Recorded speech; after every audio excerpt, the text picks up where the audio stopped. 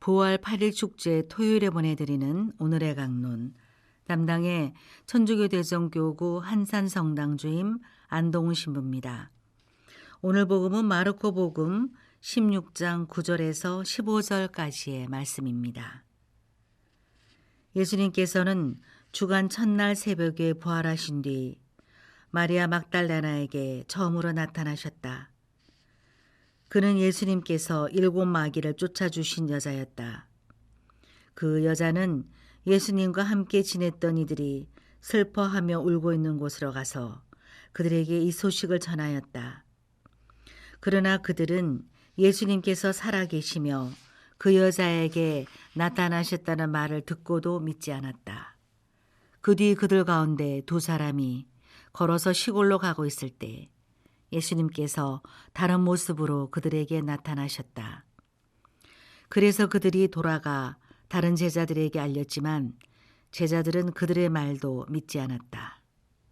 마침내 11 제자가 식탁에 앉아 있을 때에 예수님께서 나타나셨다.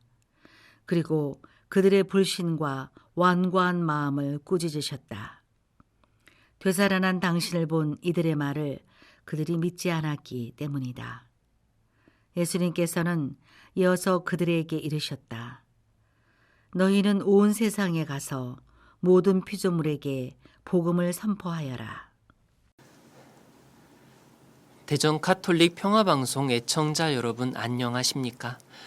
오늘은 부활 8일 축제 내 토요일입니다. 오늘 복음에서 예수님께서는 제자들의 완고한 마음에 의심과 의욕을 품고 있는 그들을 꾸짖으십니다. 그들은 예수님께서 살아계시며 그 여자에게 나타나셨다라는 말을 듣고도 믿지 않았다. 제자들은 그들의 말도 믿지 않았다. 예수님께서는 생전에 3번이나 순환을 예고하시면서 죽음을 이기고 부활할 것이라고 말씀하셨습니다. 그리고 말씀하신 그대로 부활하셨지만 제자들은 예수님 부활의 기쁜 소식을 전해 듣고도 이를 믿지 못했고 깨닫지 못했습니다. 부활하신 주님을 만난 마리아 막달레나의 증언을 듣고도 그녀의 말을 믿지 않았고 엠마오로 갔던 제자들이 길에서 겪은 일과 빵을 떼어주시면서 주님을 알아보고 경험했던 일을 전해 주었음에도 그들을 믿지 않고 받아들이지 않았습니다. 결국 주님께서는 그들이 식탁에 앉아 음식을 나눌 때 그들에게 나타나 그들의 불신과 완고함을 꾸짖으십니다. 주님과 그토록 가깝게 지냈던 사도들까지도 주님의 부활을 믿고 받아들이는 것은 무척이나 어려운 일이었습니다. 한 번도 들어본 적도 없고 그들 생전에 그리고 전에도 일어난 적이 없었기 때문에 그러합니다. 하지만 그들이 간과한 것이 있습니다. 바로 그것은 그들이 따랐던 예수님께서는 사람이 아니라 하느님이라는 사실입니다. 인간에게는 불가능하지만 하느님께는 불가능한 일이 없다라는 가브리엘 천사의 말처럼 주님께서는 전지전능하시다라는 점을 간과하고 있었습니다. 그렇기에 주님의 부활이라는 진실을 마주하고도 깨닫지 못하고 왜곡하고 오해하여 믿지 않는 완고함을 갖게 되었던 것입니다. 주님께서 제자들을 꾸짖으셨던 것은 그들의 완고한 마음이 초래할, 그래서 주님께서 새로이 맺어주실 새 계약을 그들 스스로 파기하지 않도록 주님 안에 머물 수 있도록 그러한 마음을 촉구하기 위해서인 것입니다. 제자들의 신앙은 비록 약했습니다. 하지만 주님께서는 이 제자들에게 당신 부활의 신비를 온 세상에 전하도록 사명을 맡겨주십니다.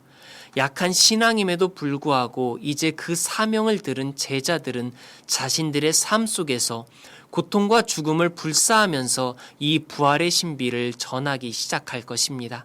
그리고 이러한 모습이 우리 신앙의 핵심이 될 것입니다.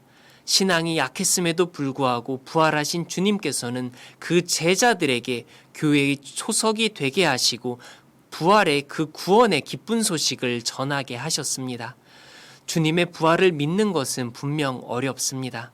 하지만 주님의 부활은 우리도 주님처럼 그렇게 부활할 수 있을 것이라는 우리 영광의 예표이고 그분께서 우리에게 건네셨던 약속과 희망의 보증이 될 것입니다.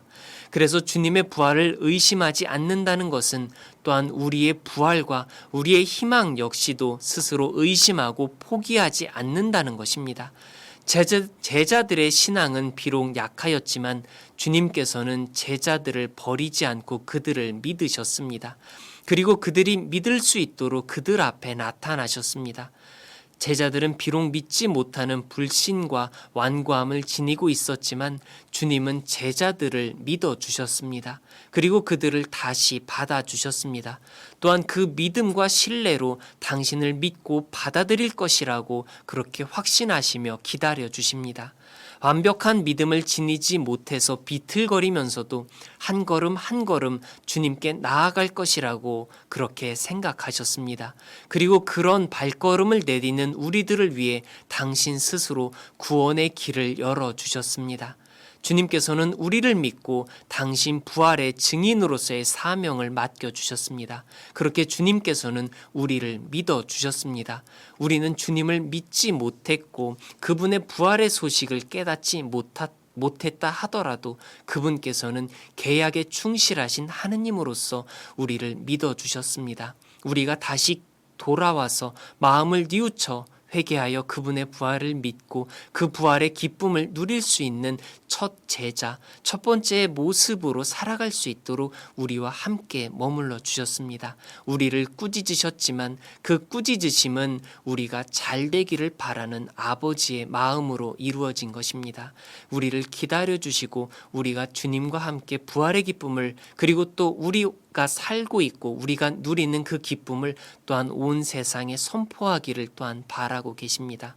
주님께서 말씀하신 대로 그분께서 요청하신 대로 그 사명을 수행하기 위해 가장 먼저 그 부활의 기쁨을 살아내고 그 부활의 기쁨을 삶의 증거를 통해 전하는 그런 주님의 참된 자녀, 그분의 형제의 모습, 그분의 자녀로서의 모습을 우리들은 살아내야 될 것입니다. 마음의 완고함이 아니라 주님의 모습을 바라보는 따뜻한 믿음으로 그 믿음의 삶의 모습을 우리들의 삶의 한가운데에서 이루어야 할 것입니다. 오늘의 강론, 지금까지 담당해 천주교대전교구 한산성당 주임 안동훈 신부였습니다. 다음 주 월요일에는 천주교대전교구 세종성 베드로 성당 주임 안두현 신부의 강론이 방송됩니다.